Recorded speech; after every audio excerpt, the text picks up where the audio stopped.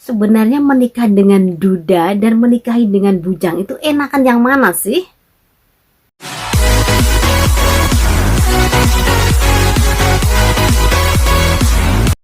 Hai semuanya, ketemu lagi di Republik Madun Channel. Secinta-cintanya Anda pada cowok Anda, janganlah membuat Anda buta dalam memilih cinta.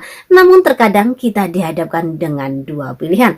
Lalu menikahi duda kaya raya, menikah dengan duda beranak tapi kaya raya, atau menikah dengan bujang tetapi hidup pas-pasan. Tentu ini pilihan yang sangat pelik ya. Jadi untuk para sahabat YouTube saya yang berjenis kelamin perempuan, entah Anda yang janda ataupun Anda yang masih perawan, yang baru mau menentukan pilihan, mungkin cowok Anda itu statusnya ada yang bujang, atau mungkin statusnya itu ada yang sudah duda, mungkin Anda dengan berbagai pertimbangan, saya memilih yang mana ya, mau pilih yang duda atau pilih yang bujang. Kalau yang budak itu kaya raya tapi sudah punya anak, tapi yang satunya bujang nggak ada anak, yang namanya bujang nggak ada anak ya pemirsa, tapi hidupnya pas-pasan, ibaratnya masa depannya belum belum prospeknya itu, masa depannya belum tertata banget. Mau pilih yang mana sih? Oke, di video kali ini temanya menarik sekali ya pemirsa.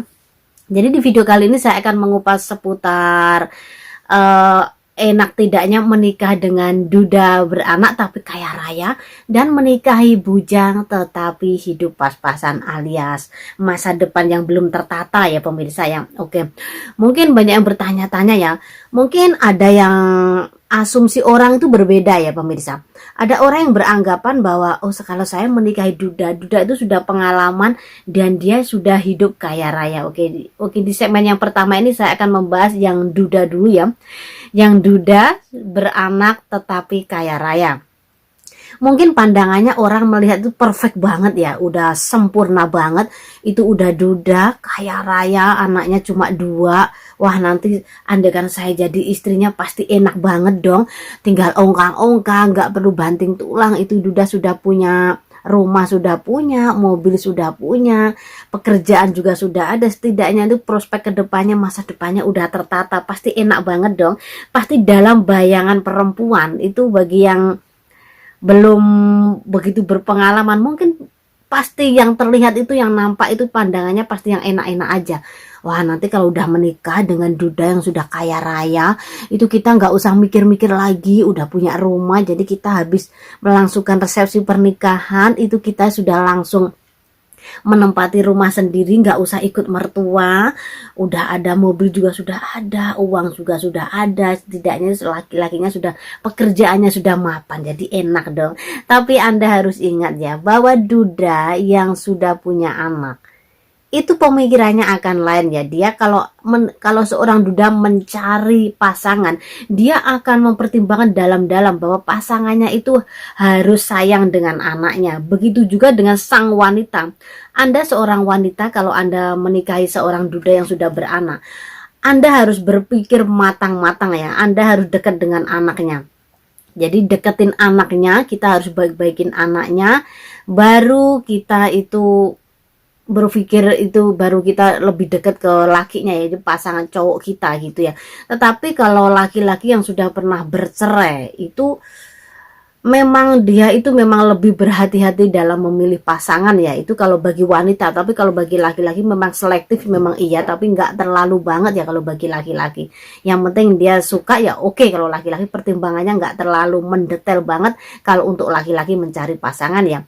Tapi Anda harus ketahui ya, kalau seorang wanita menikahi dengan duda kaya raya sudah punya anak, Anda harus tahu latar belakang pasangan Anda, adalah latar belakang cowok Anda yang sudah punya anak itu, keluarganya bagaimana. Kalau keluarganya dia baik-baik, dari keturunan baik-baik, Anda sering diajak ke rumah orang tuanya pun welcome ke Anda ya, is up to you, fine-fine aja, silakan dilanjut. Baru saat Anda itu baru menjajaki perasaan ya, saat Anda lagi berpacaran dengan sang laki, yang sang duda itu, Anda harus sering bertemu dengan anak-anaknya, sering komunikasi.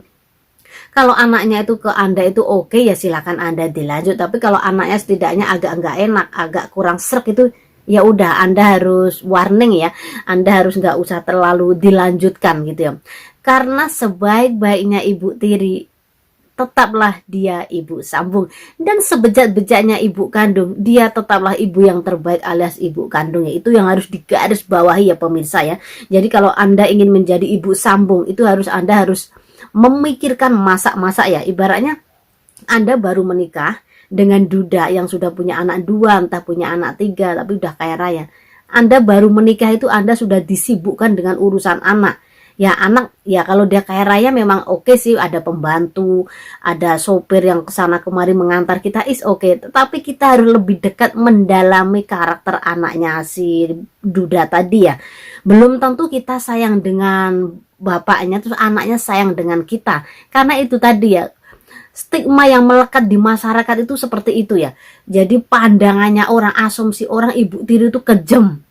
Itu enggak ibu tiri aja, terkadang anak sambung itu menganggap ibu tiri itu orang yang cuma numpang aja ya pemirsa. Ada yang seperti itu. Kalau Anda memarahi anak tiri Anda, dia itu akan sakit hati dan membekas, dia nggak akan suka dengan Anda. Tetapi kalau ibu kandung yang memarahin, apa secerewet-cerewetnya ibu kandung, dia tetaplah ibu yang terbaik bagi anaknya. Itu ya pemirsa yang harus digarisbawahi ya. Anda harus hati-hati benar sebelum menentukan pilihan hidup, jangan sampai menyesal di kemudian hari pemirsa.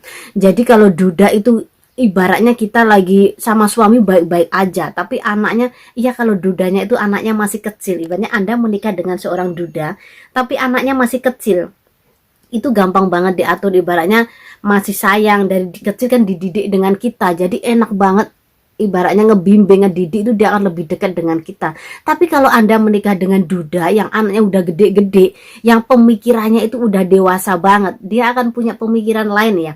Anda ibaratnya lagi nggak, ngomongan Anda agak menyinggung, dia akan sakit hati dan keluar-keluar mungkin di sosmed atau mungkin ke teman-temannya, dan itu akan membekas ke anak tiri Anda dan gak akan suka dengan Anda ya pemirsa ya. Jadi harus hati-hati bener ya dalam menentukan pilihan hidup. Terkadang kita baru menikah kan enaknya bulan madu, enjoy, tapi kalau kita menikah dengan duda yang sudah punya anak, ya kita harus mendekati anaknya dulu ya pemirsa ya. Bangun tidur harus nyiapin makan buat anak, nyiapin ini, nyiapin itu ya. Walaupun ada pembantu, kan gak semua itu ke pembantu ya pemirsa ya. Ya kalau dia kaya raya banget, ada pembantu, ada asisten rumah tangga. Lah kalau nggak ada bagaimana, kan gitu ya. Gaji memang gede. Ibaratnya suami Anda yang seorang duda itu gaji gede, setiap bulan dikasihkan ke Anda seorang istri gitu ya. Nanti kalau Anda terlalu menghambur-hamburkan, terlalu boros ini ke itu, ke salon lah beli ini, nanti anak tiri Anda yang perempuan mungkin akan ada rasa iri ya. Akan ada rasa gimana gitu, oh enak ya ibu tiriku itu anu banget, boros banget, gini bla bla bla bla. Ada yang seperti itu. Tapi ada juga anak tiri yang baik banget, tetapi ya jarang ya, tergantung didikan kita juga. Kadang kita didikannya baik, tapi yang namanya anak sambung itu memang berbeda memperlakukan ibu tiri ya pemirsa ya. Jadi sebelum Anda menikah, Anda pikirkan baik-baik. Jadi memang uang banyak, tapi juga terkadang keributan itu gak kita ciptakan. Terkadang kita dengan pasangan kita yang duda itu baik-baik aja, fine-fine aja, hubungan rumah tangga harmonis, tetapi anak terkadang yang membuat masalah dalam rumah tangga. Jadi sebelum Anda menentukan pilihan, pikir baik-baik ya, karena anak tiri itu memang berat. Terkadang baru datang, sang ibu sambung baru datang itu baik-baik aja, tetapi seling berjalan 1-2 tahun itu akan berubah segalanya. Mungkin oh enak ya, ibu tiri mungkin usianya sama anak tirinya sama, oh enak ya baru datang tinggal ongkang-ongkang. Ada yang seperti itu. Bagaimana perasaan perempuan itu? Sakit hati nggak sih? Pasti sakit hati dong. Lalu kalau yang menikahi bujang tapi hidup pas-pasan, kalau menikahi bujang itu tanpa tanggungan ya pemirsa ya. Ibaratnya kita baru menikah, kita honeymoon, kita bulan madu, itu tanpa ada yang mengganggu, tanpa diributkan dengan anak kayak gitu ya pemirsa ya. Tetapi mungkin dengan keadaan finansial yang pas-pasan, mungkin nggak terlalu bisa hidup mewah, itu semua ya memang ada plus minusnya ya. Kalau kita menikahi bujang, mungkin sang bujangnya itu kurang dewasa karena belum berpengalaman dalam berumah tangga, tetapi kan perhatiannya nggak dibagi ya. Ibaratnya kita menikah, perhatian sang suami itu akan tertuju dengan kita. Tapi kalau yang sudah punya anak, perhatiannya akan tertuju dengan anaknya juga. Kalau yang belum menikah itu, kalau yang memilih yang bujang itu perhatiannya akan tertuju kepada istrinya saja. tapi dengan kekurangan mungkin hidupnya pas-pasan, mungkin rumah belum ada, mungkin masih ngontrak atau masih gimana kayak gitu ya. Cuma enaknya kalau menikahi bujang itu ya, ibaratnya punya gaji, entah itu gajinya 1 bulannya entah 2 juta, entah 3 juta, entah 4 juta, itu nggak terbagi. Jadi uang segitu itu untuk kebutuhan rumah tangga antara suami istri, mungkin digunakan untuk kontrak rumah atau untuk apa gitu, nggak ada yang mengganggu gitu ya. Tetapi kalau yang sudah duda, gaji segitu tuh dibagi ya pemirsa ya. Gaji segitu dibagi ya, kalau dudanya itu kaya banget, kalau hidupnya kayaknya itu ya nggak begitu banget. Gaji ibaratnya yang duda itu 12 juta tapi anaknya 3 atau 4, terus dibagi bayar sekolah anaknya yang 4 tadi, belum Anda kebagian berapa, belum yang perempuannya nanti istrinya, belum yang Anda itu hamil lagi, jadi harus dibagi ya. Tapi kalau yang bujang mungkin gaji nggak seberapa tapi nggak terbagi ya pemirsa ya. Jadi uang gaji pasangan Anda itu segitu ya, bagi ya Anda gunakan dengan pasangan Anda tanpa dibagi gitu ya. Karena berbagi itu bukan hal yang mudah. Memang teorinya gampang banget, tetapi dalam kenyataannya, realitanya itu susah banget ya pemirsa ya. Karena saya banyak punya temen yang masih perawan, apa itu yang janda menikah dengan duda sudah beranak, yang sudah bujang, itu banyak banget. Dari situ kan kita mengambil hikmahnya ya. Tapi mungkin kalau yang bujang mungkin gaji nggak seberapa, cuma kan perhatiannya juga nggak terbagi, uang segitu juga dicukup-cukupin buat berdua dengan istrinya. Tapi kalau yang duda gaji gede tapi juga dibagi untuk ini untuk itu gitu ya pemirsa ya. Tapi mungkin kalau yang bujang itu memang kedewasaannya memang kurang ya pemirsa ya. Tetapi seiring berjalannya waktu, namanya hidup berumah tangga itu, dewasa itu akan tumbuh seiring berjalannya waktu pemirsa ya. Jadi Anda mau memilih yang bujang atau memilih yang duda kaya raya tapi punya anak, so itu pilihan Anda ya pemirsa ya.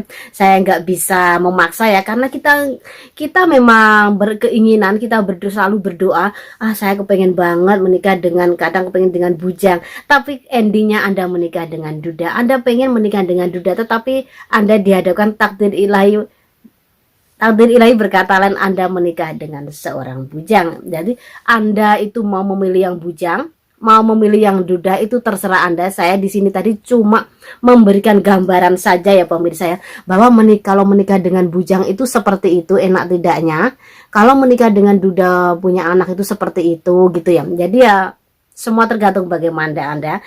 Dan untuk sahabat YouTube saya yang sudah menonton video saya sampai selesai, saya ucapkan banyak-banyak terima kasih. Semoga kita semuanya diberikan kesehatan, kebahagiaan, dan kesuksesan. Amin, amin, ya robbal alamin. Saya Eva Asmara undur diri. Sampai ketemu di video berikutnya. Bye-bye.